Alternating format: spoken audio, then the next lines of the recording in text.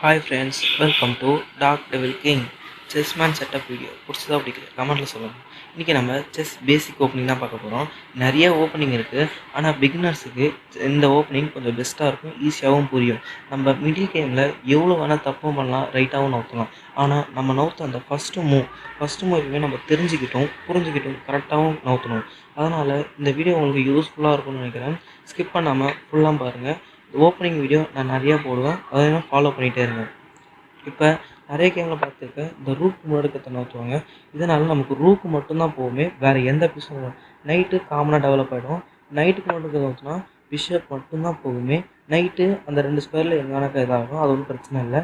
இதே மாதிரி தான் லெஃப்ட்டும் ரூக்கு மட்டும்தான் இதாகும். ரூக்கு முன்னெடுத்தா நைட்டு அதனால் பிஷப் போயிடும். இப்போ அடுத்தது பிஷப் குயினுக்கு நவரும். அடுத்தது கிங்குக்கு அந்த 2 பான் பாருங்களேன், கிங்குக்கு முன்னாடியும் குயினுக்கு முன்னாடியும்.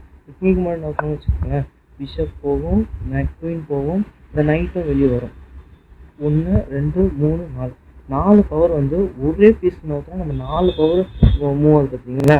அடுத்தது இந்த சென்டர் ஸ்கொயர்னு ஒன்று இருக்குது. இந்த 4 ஸ்கொயர்னு கேமோட சென்டர், அதில் நம்ம ஒரு பான் இருக்கணும், அதுதான் கேம் கொஞ்சம் பர்ஃபெக்டாக இருக்கும். அதே மாதிரி குயினுக்கு முன்னாடி பாருங்களேன், பிஷப்பு குயினு இவங்க கூட பார்த்தீங்கன்னா இல்லை நைட்டு கூட வரும் 4 பீஸ் வருது. அதனால் இந்த சென்டர் ஸ்கொயர், இந்த 4 ஸ்கொயர்லேயும் நம்ம பானை ஒன்று இருக்குது பார்த்தீங்களா. அடுத்து இந்த பிஷப் முன்னாடி இருக்கிறது 2 ஸ்டெப் நோக்கணும்னு வச்சுக்கோங்களேன், அவன் கரெக்டாக நோக்கிடுவான். இந்த இங்கே முன்னாடி இருக்குது.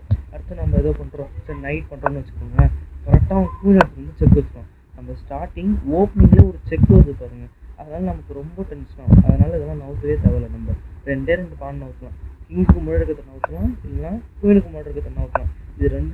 இப்போ நான் ஏன் அந்த பான் நவுத்தோம்னு சொல்லிட்டுனா, இப்போ ரூக்கு முன்னாடி இருக்கிறத பாருங்களேன், ரூக் சப்போர்ட்டாக இருக்குது. நைட்டுக்கு முன்னாடி இருக்க பான் பிஷப் சப்போர்ட்டாக இருக்குது. பிஷப்புக்கு முன்னாடி இருக்க பான் குயின் சப்போர்ட்டாக இருக்குது. குயினுக்கு முன்னாடி இருக்க பான் குயின் பிஷப்பு நைட்டு எல்லாமே சப்போர்ட்டாக இருக்குது. கிங்குக்கு முன்னாடி இருக்க பான் குயின் பிஷப்பு நைட்டு அதே மாதிரி தான்.